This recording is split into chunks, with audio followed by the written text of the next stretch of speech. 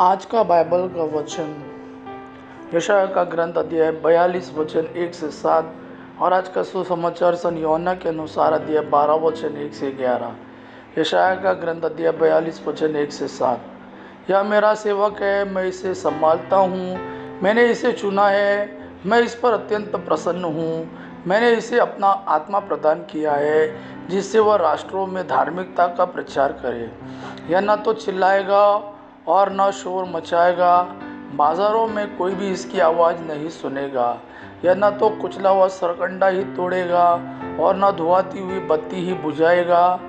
यह ईमानदारी से धार्मिकता का प्रचार करेगा। यह न तो थकेगा और न हिम्मत हारेगा जब तक यह पृथ्वी पर धार्मिकता की स्थापना न करे, क्योंकि समस्त द्वीप इसी शिक्षा की प्रतीक्षा करेंगे। जिसने आकाश बनाकर फैलाया और पृथ्वी और उसकी हरियाली उत्पन्न की है, वही प्रभु ईश्वर यह कहता है, मैं प्रभु ने तुमको न्याय के लिए बुलाया और तुम्हारा हाथ पकड़कर तुमको संभाला है। मैंने तुम्हारे द्वारा अपनी प्रजा को एक विधान दिया और तुम्हें राष्ट्रों की ज्योति बनाया है, जिससे तुम अंधों की दृष्टि दो,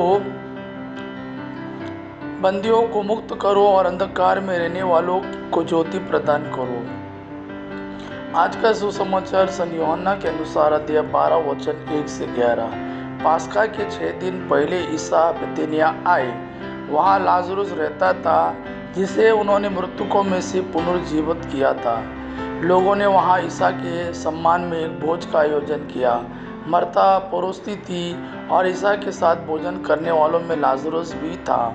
मरियम ने आधा सेर असली जटामासी का बहुमूल्य इत्र लेकर ईसा के चरणों का विलेपन किया और अपने केसों से उनके चरण पोंछे।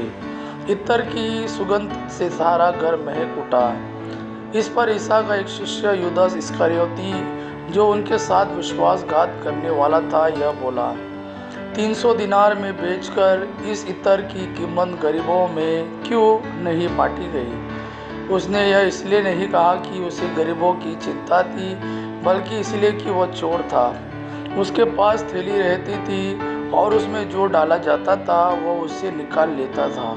ईसा ने कहा, इसे छोड़ दो, इसने मेरे दफन के दिन की तैयारी में यह काम किया।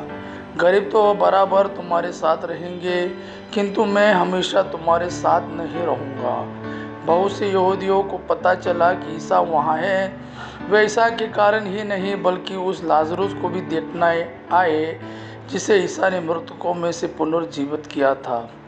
इसलिए महायाजकों ने लाजरुस को भी मार डालने का निश्चय किया, क्योंकि उसी के कारण बहुत से लोग उनसे अलग हो रहे थे और ईसा में विश्वास करते थे।